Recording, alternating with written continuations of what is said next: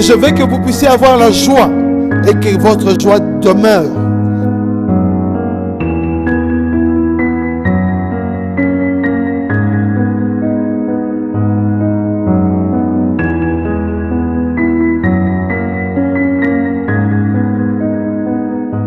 Bien-aimés dans le Seigneur, que Dieu puisse vous bénir. Nous voici encore dans une nouvelle émission pour nous permettre de comprendre la réalité de ce qu'on est en train de parler, toujours sous le sentier de la vie chrétienne. Nous sommes en train de vous aider à comprendre certaines réalités de la vie chrétienne. Et on va commencer maintenant, ça c'est la première session, l'enseignement sur les dons spirituels. Beaucoup de gens dans l'église, ils viennent, ils cherchent Dieu, ils veulent que Dieu puisse se manifester dans leur vie. Et on va toucher la réalité des dons spirituels. Le don, vraiment, c'est quelque chose que Dieu a donné à son église. Mais ici, bien aimés, je crois que vous serez totalement bénis. Ces enseignements des dons spirituels, ce sont des enseignements qui vont nous aider à comprendre la volonté de Dieu. Ça va nous aider à nous rapprocher de Dieu. Ça va vraiment nous aider à comprendre comment Dieu se manifeste dans nos vies. C'est pour ça, ne manquez pas ces enseignements. Que Dieu, le Dieu Tout-Puissant, qui t'a appelé sur cette terre à faire quelque chose en son nom, qui puisse manifester sa gloire dans ta vie. C'est pour ça maintenant, on va laisser ce temps dans le main de Dieu. Afin que le Saint-Esprit puisse opérer dans ta vie. Afin que la grâce de Dieu puisse se révéler dans ta vie. Parce que Dieu a un plan glorieux pour toi. Et il va se révéler en t'expliquant ce qu'il a prévu dans ta vie. Parce que chacun de nous, quand on reçoit Jésus-Christ, il y a déjà des capacités. Il y a des capacités naturelles qu'on a reçues de Dieu. Et il y a des capacités surnaturelles, c'est-à-dire quelque chose que ça se manifeste quand tu reçois le Seigneur et ça se manifeste d'une façon surnaturelle. C'est pour ça, quand on est enfant de Dieu, on doit arriver à comprendre les dons que le Seigneur nous a donnés. On va prier maintenant, on va laisser ce temps dans les mains de Dieu. On va introduire le don spirituel. Dieu Tout-Puissant, nous voulons te remercier pour ce temps que tu nous as donné. Nous voulons dédier ce temps à l'enseignement des dons spirituels. Seigneur, aide-nous à comprendre ce qui est un don, comment ça se manifeste, comment ça s'opère et quel est le but que toi tu as prévu pour chacun de nous, afin que ce don-là puisse être l'édification pour ta gloire, non pour notre gloire, non pour notre succès, non pour que nous puissions avoir beaucoup d'argent, mais ce que toi tu nous donnes, c'est pour édifier ton église, c'est pour permettre que l'église soit fondée dans tes enseignements, que l'église soit guérie, sauvée, afin que ton nom soit glorifié. C'est pour ça que je viens encore te laisser tous ceux qui vont nous suivre à travers ces enseignements et qu'ils puissent être bénis, abondamment bénis, en comprenant réellement la réalité des dons spirituels. Père, nous avons prié au nom de Jésus-Christ. Amen. Gloire à notre Dieu. Dieu est merveilleux. Il a établi de grandes choses dans nos vies et il veut opérer dans nos vies. Mais on va maintenant commencer à parler de dons spirituels. Bien-aimés dans le Seigneur, chacun de nous, selon notre naissance, selon notre capacité, comme il y a beaucoup de gens, quand ils naissent, ils ont des capacités. Il y a des gens déjà, quand tu commences un enfant, quand tu veux voir si ton enfant a un don, tu peux déjà voir depuis qu'il est en train de grandir, si tu vois les désirs qu'il a déjà de petit, de jouer peut-être au football, tu peux avoir maintenant cette capacité-là de bien jouer. Il ne joue pas comme tous les autres. Ce sont des dons surnaturels que la personne peut avoir et ça va l'aider dans le futur. C'est pour ça c'est nous que nous devons seulement encadrer ces dons-là afin qu'ils puissent s'exploser et se manifester dans le temps que Dieu a établi. C'est bien aimé, c'est pour ça c'est très important pour toi qui es en train de suivre, de comprendre la réalité des capacités que Dieu nous a données. Donc chacun de nous, naturellement, on va parler de dons spirituels, mais naturellement, nous, on a reçu des capacités. On ne doit pas confondre la capacité que toi tu as de bien parler pour dire que parce que moi je parle bien, j'ai un don pastoral. Non. Ou un don d'un docteur. Non. Le don que Dieu nous donne pour opérer dans son nom, on doit bien comprendre et saisir ses fonctionnements. Ce n'est pas parce qu'on a des capacités naturelles, on peut dire que ça vient directement, c'est l'appel de Dieu. Non. C'est pour ça que beaucoup de gens, par erreur, ils ont pensé faire des choses et ils sont entrés dans le ministère, ils ont fait beaucoup de dégâts, ils continuent à faire beaucoup de dégâts parce qu'ils n'ont pas compris les capacités que Dieu les a données. On va maintenant aller dans la Bible, on va lire le verset qui nous parle de dons spirituels. On va prendre la Bible dans 1 Corinthiens, le verset 12. 1 Corinthiens, le verset 12. À partir du verset, on va commencer plus haut. À partir du verset 3, et on va descendre jusqu'au verset 10. Je vais lire l'entièreté, après on va commencer à expliquer. La Bible dit ceci. C'est pourquoi je vous déclare que personne, s'il parle par l'Esprit de Dieu, ne dit Jésus est anathème. Que personne ne peut dire Jésus est le Seigneur si ce n'est par le Saint-Esprit. Il y a diversité des dons, mais le même Esprit. Diversité des ministères, mais le même Seigneur. Diversité d'opérations, mais le même Dieu qui opère tout en tous. Or, à chacun la manifestation de l'Esprit est donnée pour l'utilité commune. En effet, à l'un est donné par l'Esprit une parole de sagesse, à un autre une parole de connaissance, selon le même Esprit, à un autre la foi, par le même Esprit, à un autre le don de guérison, par le même Esprit, à un autre le don d'opérer des miracles, à un autre la prophétie, à un autre les discernements des esprits, à un autre la diversité de langues, à un autre l'interprétation des langues. Un seul et même esprit opère toutes ces choses, les distribuant à chacun en particulier comme il le veut. Un seul et même esprit opère. Le Saint-Esprit est connu et c'est celui qui gère ce que nous on reçoit de la part de Dieu.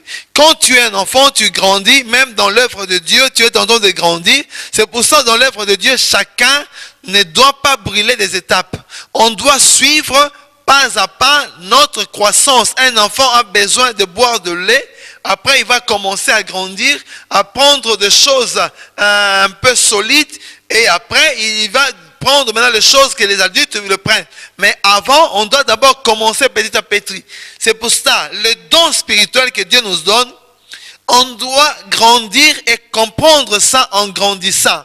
Ce n'est pas que parce que tu as Jésus-Christ dans ta vie, tu vois déjà les manifestations de quelque chose, tu dis, mais non, je peux faire quelque chose. Non, il y a d'abord la croissance spirituelle. Et on va en parler parce que Dieu est Dieu d'ordre. Il veut que l'ordre règne dans son église. Il veut que les gens puissent aller de l'avant. Chacun de nous, dans l'œuvre que l'on est en train de faire, chacun de nous a une grâce. Et on va voir la grâce que Dieu a mise dans son église, afin que les gens puissent être bénis. Chacun de nous a reçu un don. Et par le don du Saint-Esprit, tu peux avoir le don de prophétiser, de parler en langue, où il y a plusieurs choses que Dieu peut utiliser. C'est pour ça qu'il y a beaucoup de gens qui ont des capacités. Peut-être la nuit, ils dorment, ils voient de révélations, ils ne savent pas quelle est la capacité. Il y a pas, vous devez savoir une chose, il n'y a pas de dons de vision, il y a beaucoup de gens qui font des erreurs. On va corriger ces erreurs-là afin que chacun de nous, quand il aura la manifestation de ces dons, qu'il puisse comprendre quel don il est en train d'opérer dans sa vie. Alors, on a vu ici, dans le verset 3, c'est pourquoi je vous déclare. Ça, c'est Paul qui parle à l'église de Corinthe. C'est pourquoi je vous déclare que personne, s'il parle par l'Esprit de Dieu, ne dit Jésus est anathème, et que personne ne peut dire Jésus est le Seigneur si ce n'est par le Saint-Esprit. Donc il veut vraiment signifier que quand quelqu'un est avec Jésus-Christ, c'est quelqu'un qui marche avec lui, c'est quelqu'un qui s'éloigne des choses erronées, parce que dire que Jésus est anathème ou Jésus est contraire, c'est quelque chose qui ne vient pas de la part de Dieu. Nous, enfants de Dieu, on doit glorifier le nom de Jésus.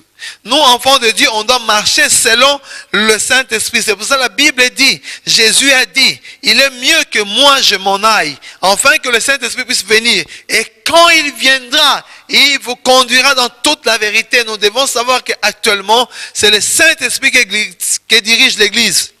C'est le Saint-Esprit qui opère, permettant à chacun de nous d'avoir le don, les capacités pour opérer et permettre à toi et à moi de grandir pour faire de grandes choses.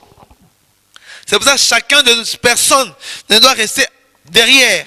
Et nous devons laisser le Saint-Esprit guider nos vies. Bien-aimés dans le Seigneur, laisser le Saint-Esprit, beaucoup de gens pensent que leurs pensées, quand ils sont guidés par leurs pensées ou bien par leurs émotions, ils pensent que non, ça c'est guidé, laissez le Saint-Esprit parler. Le Saint-Esprit ne parle pas si ce n'est une parole qui est confirmée par la parole de Dieu. Nous pouvons avoir des dons, nous pouvons avoir des capacités, mais tout ce que nous avons doit être approuvé par la Bible. Si la Bible, selon ce que tu es en train de faire, ne se conforme pas à la réalité de la Bible, alors tu auras des problèmes et nous aurons des problèmes. C'est pour ça que c'est bien aimé dans le Seigneur. Dans cet enseignement des dons spirituels, on doit vraiment comprendre. Il y a la diversité des dons. Donc, chacun de nous va voir la manifestation des grâces de Dieu opérer dans sa vie. Donc chacun quand il naît, il a des capacités. Tu peux avoir la capacité d'aider les gens, tu peux avoir la capacité d'être aimable, tu peux avoir la capacité de soutenir. Il y a beaucoup de dons que Dieu peut faire pour nous permettre de comprendre sa volonté. C'est pour ça, à travers ces enseignements, on va mieux comprendre ce que Dieu opère dans nos vies. Alors, il y a diversité de ministères, mais le même Seigneur qui opère en nous. Ministère d'opération, le même Dieu qui opère en nous. Donc, il y a le ministère, il y a le don, et Dieu est le centre de toutes choses. Si nous mettons Dieu de côté, on élève nos dons, alors là, il y a maintenant la chair qui entre, ça empêche Dieu d'opérer. Alors, bien aimés dans le Seigneur, on va diviser maintenant ces dons que nous avons ici. Les dons, on va les diviser en trois parties. On va diviser les dons en trois parties pour nous permettre de mieux comprendre la réalité des dons pour bien l'étudier. Alors, il y aura les dons de révélation. On va commencer d'abord la première partie qui est constituée de trois dons. On va parler des dons de la connaissance. La seconde partie qui est dons de puissance. Et puis, la troisième partie, dons d'inspiration. Je crois qu'on va bien comprendre quand on va entrer en profondeur. Alors, le don de révélation se compose en trois. Donc, ça, c'est la première partie. Don de révélation, il y a la parole de sagesse, la parole de connaissance et le discernement des esprits. Parole de sagesse, parole de connaissance et discernement des esprits. Et dans le second, les dons de puissance, on va parler des dons de foi, dons de guérison et dons d'opérer des miracles. Dans le troisième, on va parler des dons d'inspiration. Il y aura des dons de prophétie, dons de langue et dons d'interprétation de langue. À partir de ça, on va mieux comprendre. Maintenant, on va commencer par la parole de sagesse. Bien-aimés dans le Seigneur, c'est très important de comprendre les dons spirituels. Ça va vous aider vraiment à vous épanouir. C'est pour ça, quand on va étudier, restez et comprenez bien. On va parler des dons de sagesse parce que beaucoup de gens disent beaucoup de choses sans comprendre ce qu'est les dons de sagesse. Alors, par définition, il ne s'agit pas ici de la sagesse humaine acquise par l'étude, c'est très important, ou l'expérience, ni même de la sagesse spirituelle provenant de la connaissance de la Sainte Bible. Dans le don de paroles de sagesse, peux bien comprendre que ce n'est pas la sagesse acquise par l'étude, parce que tu as grandi, tu as fait des études, tu as eu un doctorat, tu te dis, mais à partir de ça, j'ai la connaissance. Non, ce n'est pas ça le don de la parole des connaissances. C'est bien très important. Don de la parole des connaissances, comme il est écrit dans la Bible. Parole des connaissances, non don de sagesse. Ça n'existe pas. Don des paroles de sagesse. Parole de sagesse. C'est pour ça qu'on a bien expliqué, il ne s'agit pas ici de la sagesse humaine acquise quand tu étudiais, tu as eu les diplômes, tu as grandi, tu as eu ton doctorat, tu as fait bac et autre chose. Alors, ici, ce n'est pas parce que tu as la connaissance de choses de la vie ou bien des études que tu as fait ou bien tu es un docteur que tu as le don de la parole des connaissances. Non. Ni l'expérience que tu as eue par rapport à l'enseignement biblique que toi tu as eu, tu as lu la Bible, tu as même terminé la Bible de Genèse à l'Apocalypse, tu as la connaissance de Dieu. Ce n'est pas ce don que nous sommes en train de parler ici. On doit bien distinguer et enlever ce qui n'est pas le don de sagesse. C'est très important pour ne pas faire des erreurs quand on va entrer maintenant en profondeur pour comprendre le don de sagesse, des paroles de sagesse. Ce sont des paroles que Dieu nous donne. Mais on a dit don de paroles de sagesse. Il ne faut pas faire des erreurs. Penser que parce que j'ai la connaissance, parce que je prêche bien, parce que je dis des choses convenables, que j'ai ce don-là. Non. Cette parole de sagesse n'est pas non plus à la recherche de la sagesse divine qui se manifeste dans une ou plusieurs grandes mesures dans la vie de tout croyant. Il y a la sagesse que Dieu donne aussi aux enfants de Dieu, mais ce n'est pas le don de sagesse. C'est toujours différent parce que le don de parole de sagesse, c'est différent des dons que nous on a par rapport à ce que nous on a reçu de la parole de Dieu dans la vie de tous les croyants et qui lui enseigne en toutes circonstances de sa vie à reconnaître la parole de Dieu comme son seul juge et son seul guide. Parce que tu as la capacité de comprendre la parole de Dieu. Parce que tu as la capacité de comprendre les Écritures de Dieu. Tu ne peux pas dire, comme j'ai cette capacité-là de comprendre les choses de Dieu, que j'ai le don de la parole de connaissance. Non, ça c'est erroné. Parce qu'on va comprendre que ce don-là, c'est un don surnaturel. C'est quelque chose qui vient par l'intervention de le Saint-Esprit que tu n'as pas préparé, mais les dons se révèlent. C'est comme ça que nous, enfants de Dieu, on doit ôter les choses erronées, afin que le Saint-Esprit puisse nous aider à comprendre les choses que lui, il a établies. Alors, rejetons encore l'idée que seul un homme très intelligent peut recevoir le don de la parole de sagesse. On peut dire, ah, parce que moi, vraiment, je suis très intelligent. J'ai fait beaucoup de choses. Quand les gens viennent, moi je les aide parce que je peux orienter des gens que j'ai ce don de paroles de sagesse. Non, cela ne se manifeste pas comme ça. On doit bien comprendre afin que Dieu puisse nous aider à saisir les profondeurs de la connaissance de la parole de Dieu. Alors, ce don provient uniquement d'une révélation extraordinaire et surnaturelle reçue de Dieu. Don de paroles de sagesse. Donc c'est une révélation unique. Révélation extraordinaire et surnaturelle reçue de Dieu. Donc c'est quelque chose que toi tu reçois, mais ça vient directement de Dieu. On va voir comment ce don s'est manifesté à travers les Écritures. Comment certains apôtres, ils ont reçu ce don-là et ils l'ont utilisé. Et Dieu s'est révélé à travers ce don-là. Parce que si on n'a pas d'exemple, on ne va pas comprendre. C'est pour ça, à travers ces enseignements, on va prendre beaucoup d'exemples dans la Bible et dans nos vies pour nous permettre à comprendre et saisir la réalité de la parole des connaissances. Un don surnaturel, c'est-à-dire que ce n'est pas par ton influence ou par tes capacités, mais c'est quelque chose voulu de Dieu et ça vient et Dieu directement déclenche ce n'est pas que tu as toujours ce don-là, ça se manifeste tout le temps, non. C'est un don que Dieu met en toi et ça se déclenche au temps voulu par Dieu quand il y a un besoin. On va voir ça. Paul possédait particulièrement ce don. C'est uniquement par celui-ci qu'il y eut révélation des mystères divins concernant le juif. Si on voit bien Paul, vraiment, par la grâce de Dieu, Dieu a donné à Paul cette capacité-là, la parole de sagesse, pour qu'il puisse recevoir de révélations et déclarer. Parce qu'il y a des choses qu'on se demande, mais Paul a écrit. On ne voit pas quelque chose que Dieu est venu pour lui dire.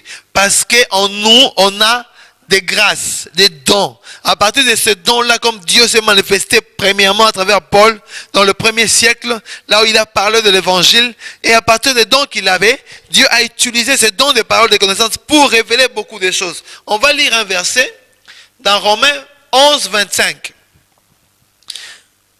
Prenez vos Bibles, prenez ta Bible, Romains 11, 25. La Bible dit ceci. Car je ne veux pas, frères, que vous ignorez ces mystères, afin que vous ne vous regardiez point comme sages. C'est qu'une partie d'Israël est tombée dans l'endurcissement, jusqu'à ce que la totalité des païens soit entrée. Où est-ce que Paul a reçu cette révélation? Où est-ce que Paul est entré et a reçu ces enseignements ici? Qui est venu? Est-ce qu'il y a un ange qui est venu pour souffler à Paul cette révélation? Non, c'est une parole de connaissance. Donc Dieu vient, il donne une parole, une certitude en toi. Tu reçois à l'intérieur une parole, c'est-à-dire que tu reçois des paroles à l'intérieur de toi qui te dit des choses, et à partir de ça, la parole monte et la parole est confirmée. Aujourd'hui, par la parole de connaissance, on peut voir la parole que toi tu reçois, tu vérifies à la parole de Dieu, si c'est conforme, donc c'est ce que tu as reçu, vient et est conforme à la Bible, donc c'est une parole de connaissance qui vient de Dieu. Mais à ce temps ici, Paul reçoit, il a dit ceci, je ne veux pas, frère, que vous soyez dans l'ignorance qu'une partie d'Israël, une grande partie d'Israël, est tombé dans l'endurcissement jusqu'à ce que la totalité des païens soient entrés. Donc dans le temps de grâce, Paul reçoit une révélation, une parole de sagesse que Dieu lui donne. Il lui dit, alors frère, je ne veux pas que vous soyez dans l'ignorance. Une partie d'Israël est endurcie, donc est tombée dans l'endurcissement, donc leur cœur, ce n'est pas toute la partie d'Israël, c'est une partie. C'est pour ça qu'on voit dans le temps de la grâce que nous on a de la résurrection de Jésus-Christ jusqu'à aujourd'hui, on voit que les Juifs ne reconnaissent pas Jésus-Christ. C'est parce qu'une partie d'eux est tombée dans l'endurcissement, jusqu'à ce que la totalité des païens, le païen c'est nous, les goïms, les gens fauves, hors de camp, c'est nous les païens. Dieu a voulu parce qu'Israël dans ce temps de grâce, ce n'est pas le temps d'Israël, c'est le temps de l'Église. Et c'est pour ça, les païens que nous sommes, nous constituons l'Église. Parce qu'un païen qui a reçu Jésus-Christ devient un chrétien. Alors tous ces chrétiens-là, ils ont reçu Jésus-Christ. Mais Paul reçoit maintenant la révélation par l'Esprit. L'Esprit maintenant le dit, la parole de sagesse. Il donne une parole de sagesse. On va comprendre la parole de sagesse et la parole de révélation. C'est très important de comprendre qu'ici, quelque chose qui n'était pas, qui vient maintenant donner, ça vient illuminer le peuple. Donc on voit maintenant la différence entre Israël et nous. Mais qui est venu dire ça, Paul?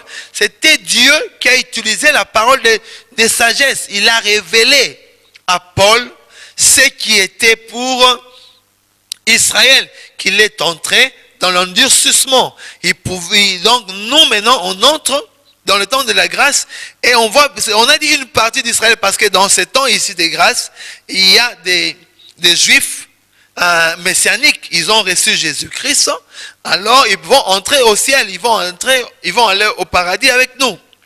Mais ceux qui ne vont pas recevoir Jésus, c'est-à-dire que leur cœur est endurci, ils sont restés toujours avec Moïse, dans la loi, dans la Torah. Ces gens-là, ils vont rester jusqu'à ce que nous, on va entrer et l'enlèvement va se faire et Dieu va retourner à revoir son pacte avec Israël quand l'Église ne sera plus. Donc, dans ce temps ici, Paul, dans le 1er siècle, il a reçu cette révélation ici. C'est très important. On va voir encore on va parler de l'enlèvement. On va voir ce que Paul a reçu encore comme révélation. Voici, je vous dis un mystère. Nous ne mourrons pas tous, mais tous nous serons changés. Qui lui a dit ça? Que nous serons changés. Quels sont? Est-ce qu'il y a un ange? On ne parle pas de la Bible qu'il y a un ange qui est descendu pour révéler ça à Paul. Non, la parole de sagesse. Donc Dieu vient, il met sa parole à l'intérieur de toi. Et cette parole-là, on appelle ça de parole. Donc ça vient, ça te convainc. C'est la parole de Dieu. C'est une parole qui a l'autorité de Dieu. C'est pour ça que Paul reçoit cette parole-là. Il dit, vous devez savoir une chose, c'est un mystère. Nous ne mourrons pas tous. Parce qu'il a parlé d'un mystère, parce que c'est quelque chose qui vient de Dieu. C'est quelque chose qu'on ne peut pas comprendre par la sagesse humaine. La sagesse humaine ne peut pas entrer pour comprendre ce que Dieu a établi dans sa préscience, dans sa sagesse totale. C'est là que la révélation de la parole de sagesse qui entre dans le cœur de Dieu, qui prend cette parole-là et qui révèle à tout le monde. C'est pour ça que Paul, par la grâce de Dieu, marchant selon le Saint-Esprit, il a reçu ces messages-là et il est venu nous dire, nous ne mourrons pas tous, mais tous nous serons changés. Quand Jésus va revenir, la Bible dit, au son de la trompette, nous serons changés. Oh, bien-aimés dans le Seigneur, l'enlèvement de Dieu est déjà. On doit se préparer. On est vraiment dans le fin fond où Dieu veut se manifester sa grâce. C'est pour ça, dans ces enseignements, ne manquez pas pour comprendre et saisir les connaissances que Dieu a mis à ta disposition. Dieu veut te bénir. Il veut que tu puisses utiliser ces dons ici. Peut-être tu as déjà vu ces dons se manifester dans ta vie. Tu n'arrives pas à comprendre. Mais dans cette première session, je crois, par la grâce de Dieu, le Saint-Esprit va commencer à opérer et à révéler des grandes choses dans sa vie. Pour cette session, on va s'arrêter ici et on va prier. On va laisser tout dans le main de Dieu maintenant. On va prier. Afin que Dieu puisse se révéler encore dans ta vie. Dieu Tout-Puissant, merci pour ces enseignements de dons spirituels et par le premier don qu'on a parlé, de dons de la parole des connaissances, Seigneur. Nous voulons que tu puisses te révéler en nous. Nous voulons que cette parole soit réelle dans nos vies. Nous voulons que ta puissance se manifeste avec gloire parce que tu es le Dieu de gloire. Chaque chose est soumise à ta présence, Seigneur. Nous laissons chaque chose dans tes mains. Je laisse les frères et sœurs, ceux qui n'ont pas encore la connaissance de ta parole, ceux qui n'ont pas encore vu opérer chez eux le don, Seigneur, qu'ils puissent voir les dons s'ouvrir et être bénis au nom de Jésus. Seigneur, bénis leur vie, bénis tout ce qu'ils vont faire cette semaine, ce mois et cette année au nom de Jésus-Christ. Amen. Que Dieu puisse vous bénir. On se retrouve dans la seconde session sur le don spirituel. Que Dieu vous bénisse. Bye.